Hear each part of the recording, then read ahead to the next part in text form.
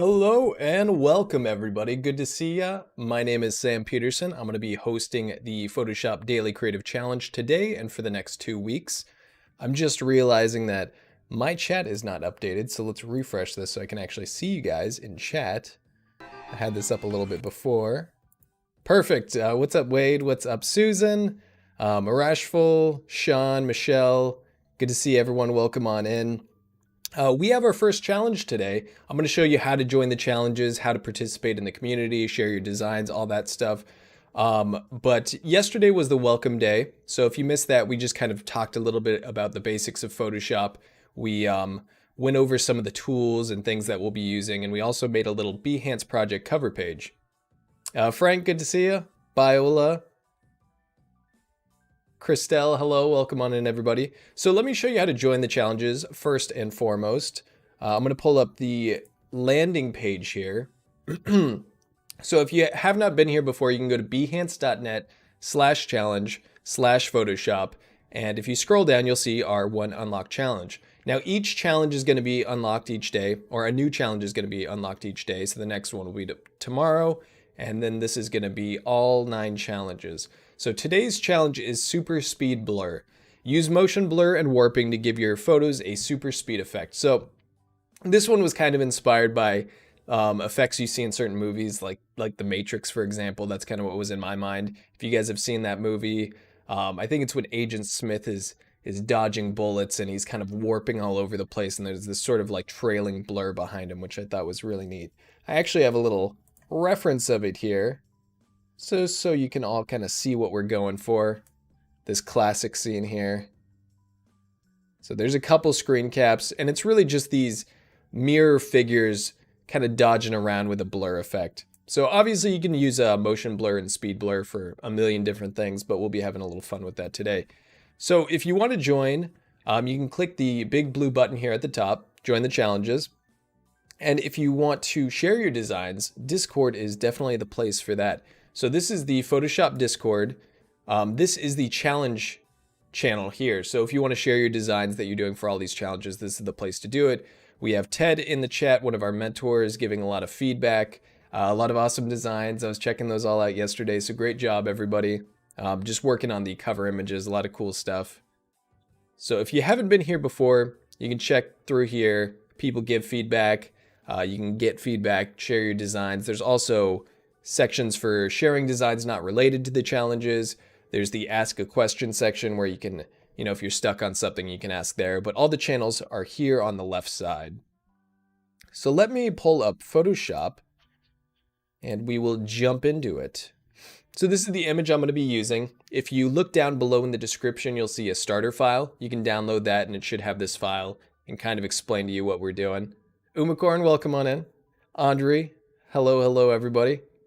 So, what I wanted to do, first off, I want to remind you guys that if you are watching over on YouTube, come on over to the Behance chat. That's where I'm going to be able to see the chat, read it, answer questions if you have anything like that. And I also wanted to make a quick reminder that we have these live for 2 weeks, and then they're going to be replays for 2 weeks. So it gives you like a month total to work on all these challenges.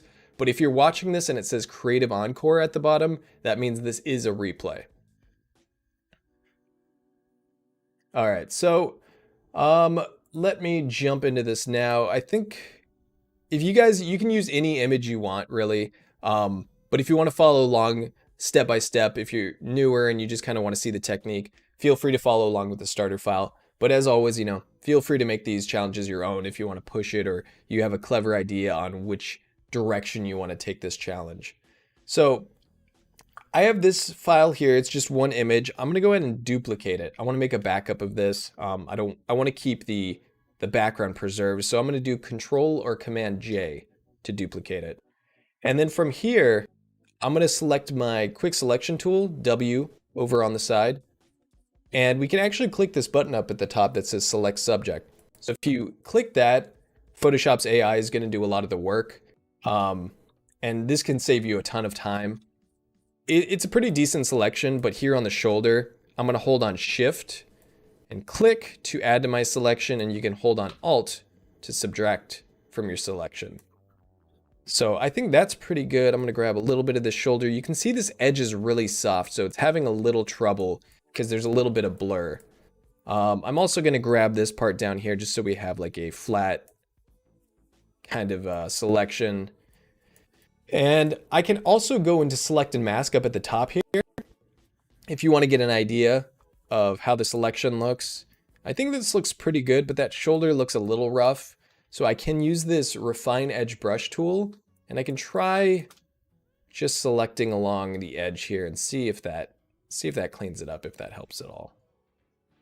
That actually looks pretty good. It looks like it selected a nice soft edge that's kind of in line with the focus of the camera. So I'm going to click OK. So from here, I'm going to go down to the bottom. Actually, it looks like I need to fix that because you all can't see it. But at the bottom panel, just below where my mouse is here, there's a button. It's a rectangle with a black circle in it that says Add Layer Mask if you hover over it. And now we have this masked out. You can't tell, but I'm going to create a new layer, Control or Command Shift N. And I'll just make this like a dark gray. Use my fill bucket, hotkey is G for that. Fill the background in with that gray. And now we can see the mask. So that looks pretty good.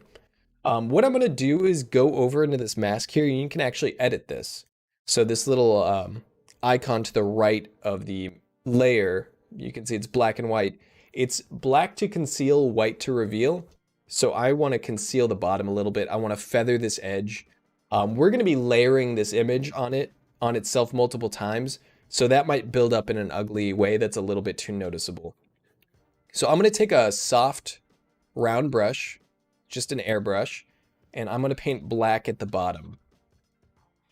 And I'm just going to soften this up so that when we layer this on top of itself multiple times, it doesn't have some really odd white buildup or something that looks a little bit too eye-catching.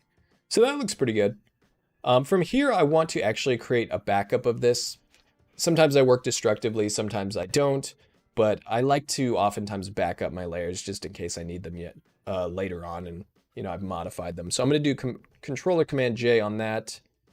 I'm going to go ahead and press Control G on the top one, and I'm just going to call this backup.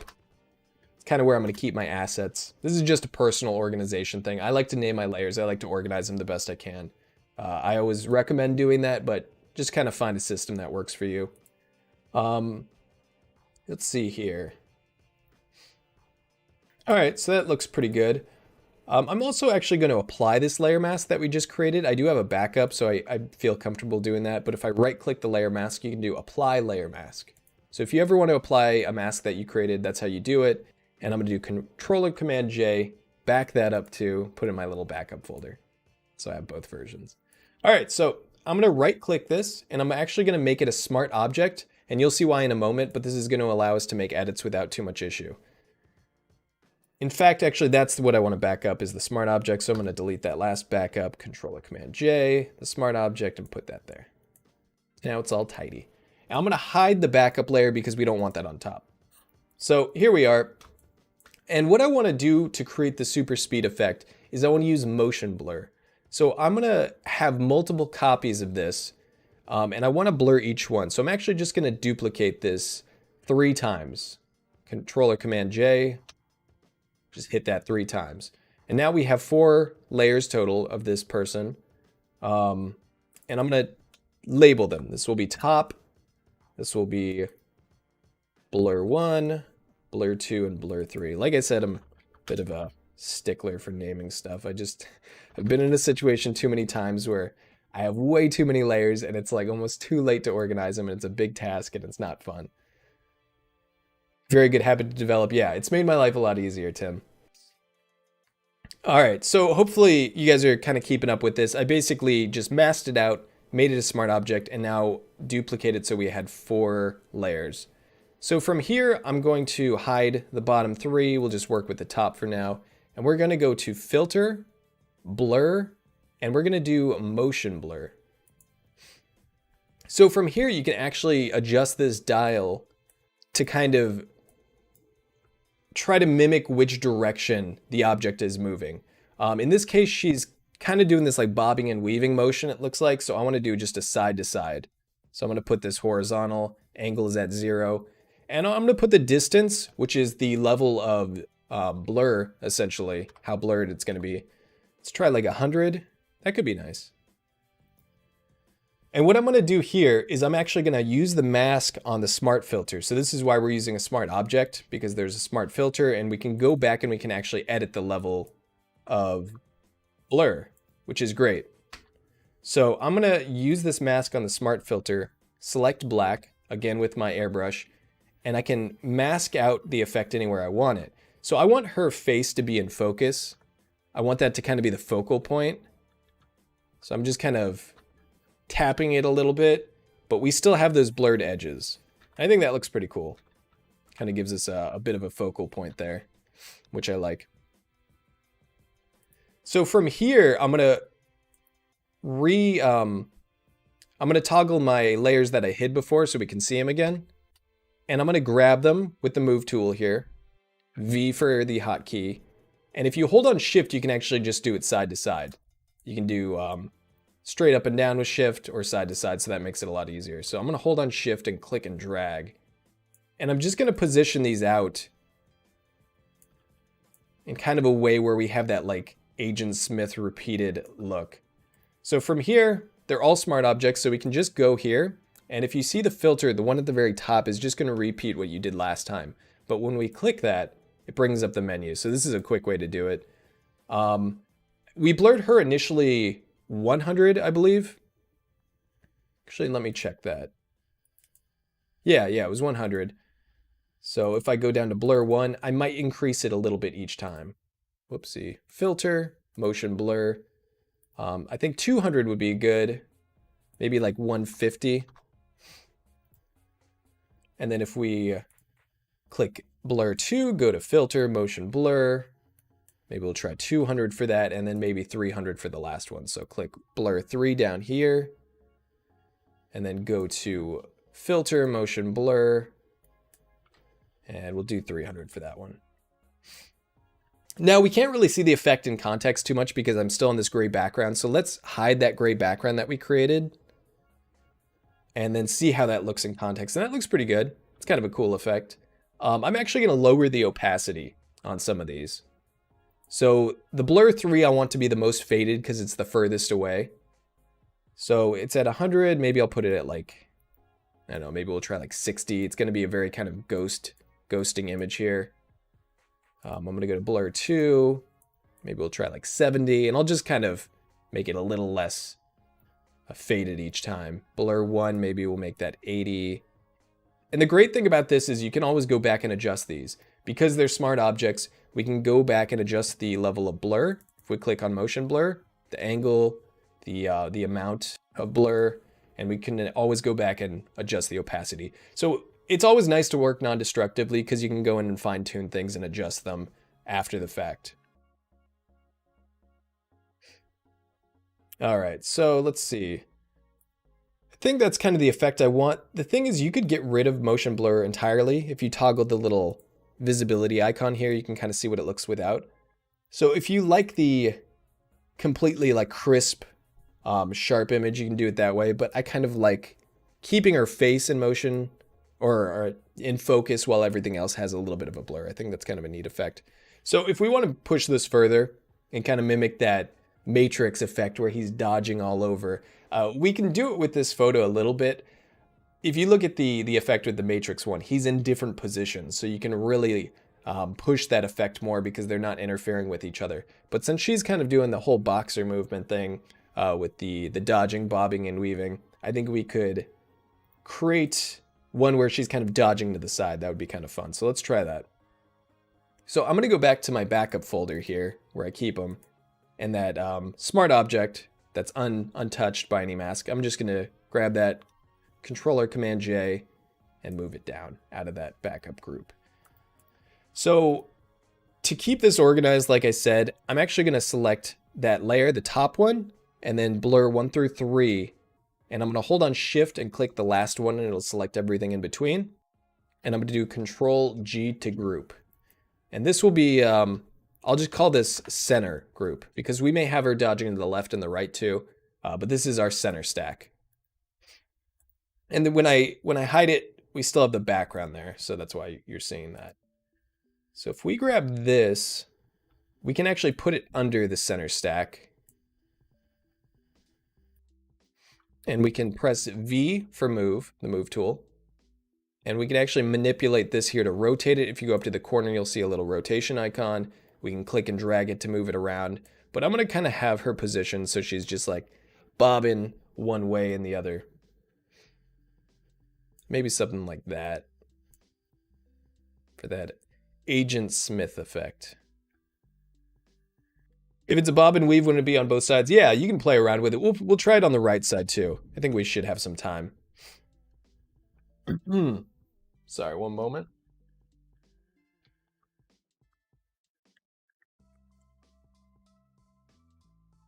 All right, so for this one, maybe we'll make 2 copies. I don't think we need too many because we don't have that much space between her head. But we'll do Control J twice, and we'll try to position these the same way we did the others.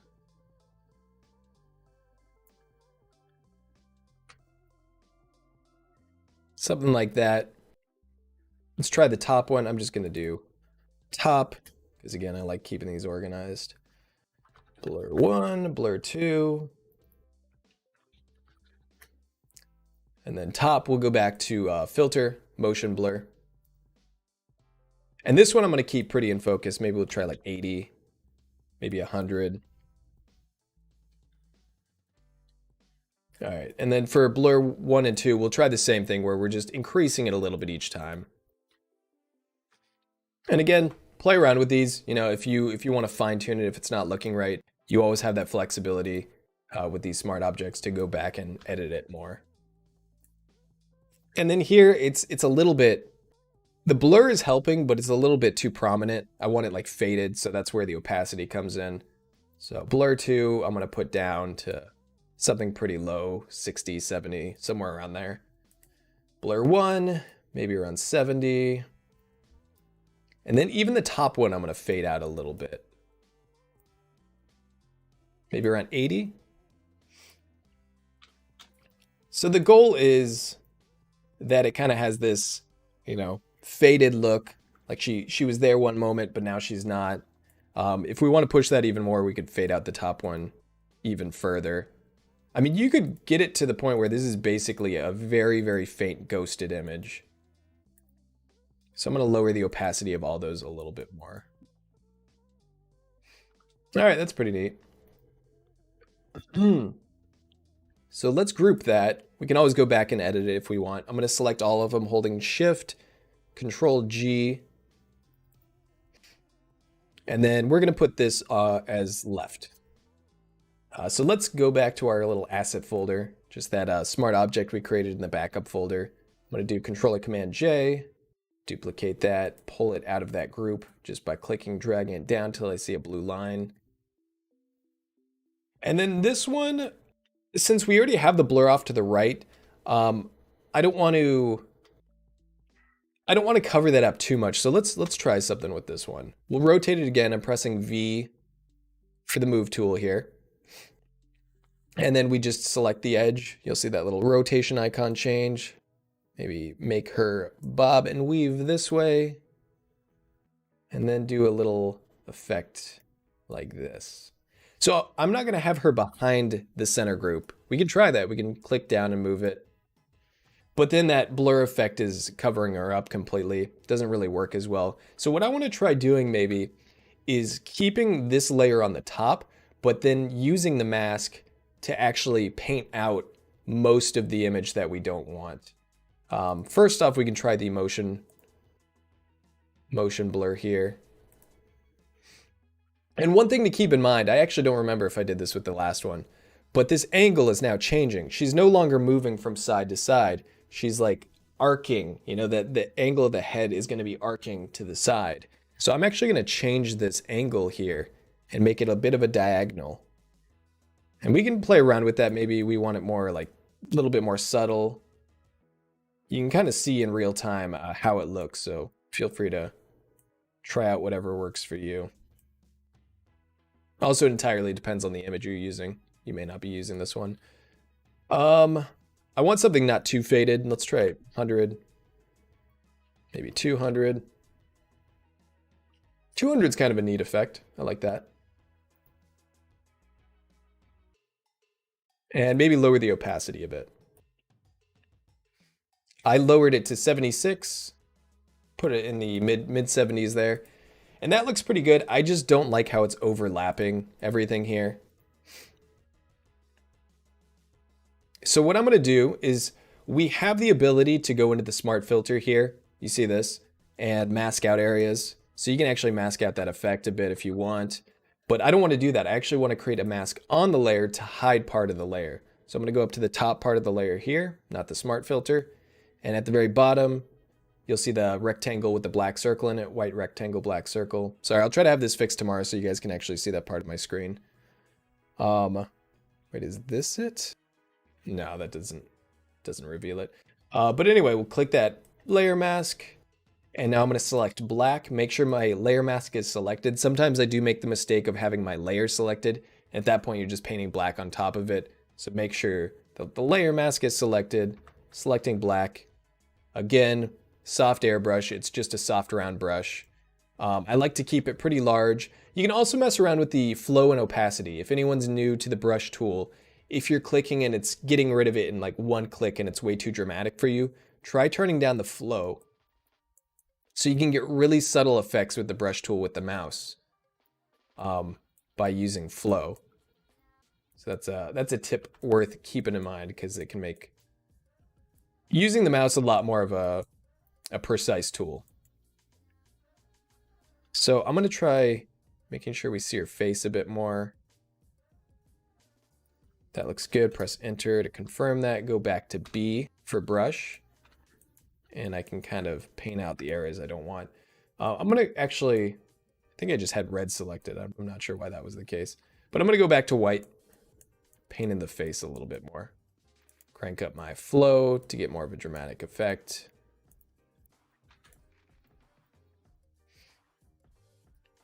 We'll keep a little bit of that glove in. I don't want it like that. I think just a little bit of that head and glove. That looks pretty neat. Again, go back and fine tune the opacity, anything like that.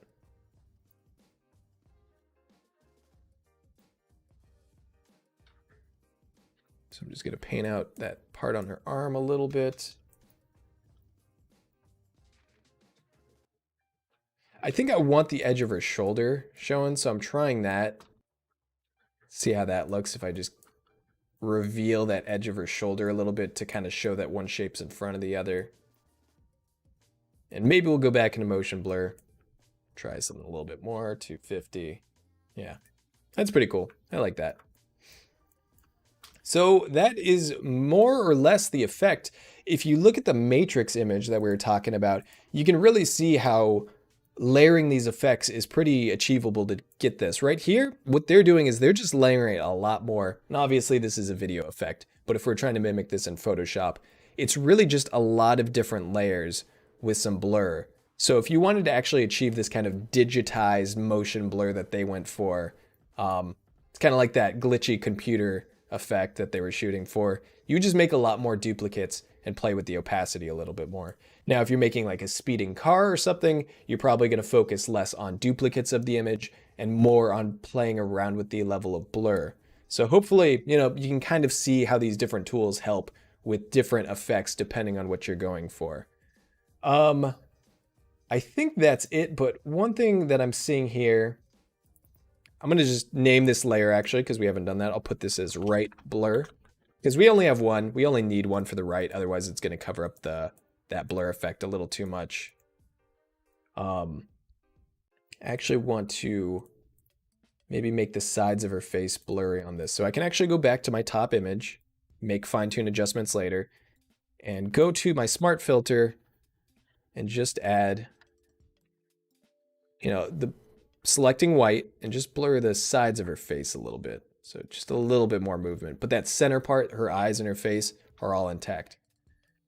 Now, if you want to do anything else, you can always play around with adjustment layers. We haven't talked about adjustment layers. We certainly will in the coming challenges, but adjustment layers are great if you want to do any sort of color grading, anything like that. you can just go to layers, new adjustment layers, hue and saturation, color balance. Photo filters are a lot of fun. Color lookup are a lot of fun to kind of give your image a grading, just depending on like the mood you want to go for this image. Since our effect is now finished, but it could be cool to kind of give it a cinematic look if you want to take it that extra step further. D, good to see you. Thanks for joining, everyone. I will be back tomorrow with another Photoshop Daily Creative Challenge. I'm going to be here, like I said, for this week and next week. Join the challenges. Go to the links that our moderator put in the chat. I'll see you all in the Discord. Definitely look forward to seeing what you guys are going to create for this. Thanks so much for hanging out, and I will see you all tomorrow. Bye, everybody.